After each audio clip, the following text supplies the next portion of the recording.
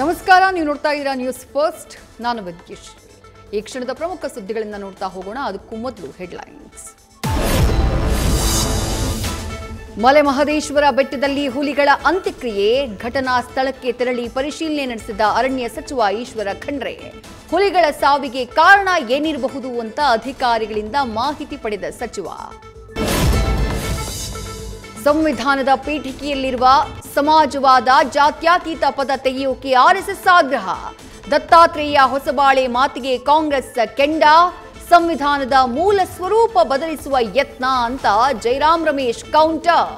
ಪ್ರಧಾನಿ ಮೋದಿ ಅಭಿಪ್ರಾಯ ಏನು ಅಂತ ಸಿಎಂ ಪ್ರಶ್ನೆ. ನಮ್ಮ ಕಾಂಗ್ರೆಸ್ ಪಕ್ಷದಲ್ಲಿ ಯಾವ ಕ್ರಾಂತಿಯೂ ನಡೆಯಲ್ಲ. ಸಿಎಂ ಕುರ್ಚಿ ಖಾಲಿ ಇಲ್ಲ ಎಂದ ಸಚಿವ ಎಂಬಿ ಪಾಟೀಲ್. ಮುಂದಿನ 2 ವರ್ಷ 11 ತಿಂಗಳು ಸಿದ್ದರಾಮಯ್ಯ ಅವರೇ ಸಿಎಂ ಎಂದ ಬಸವರಾಜ ರಾಯರೆಡ್ಡಿ.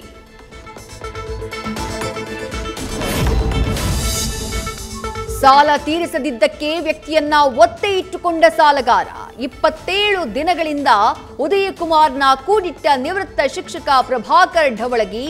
ವಿಜಯಪುರ ಜಿಲ್ಲೆಯಲ್ಲೊಂದು ಅಮಾನವೀಯ ಘಟನೆ.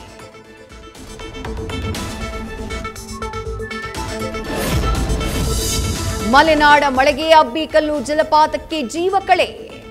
ಮೇರುತಿ ಗುಡ್ಡದ ಮಳೆಯಿಂದ ಧುಮ್ಮಿಕ್ತಾ ಇರುವ ಅಬ್ಬಿಕಲ್ಲು ಜಲಪಾತ.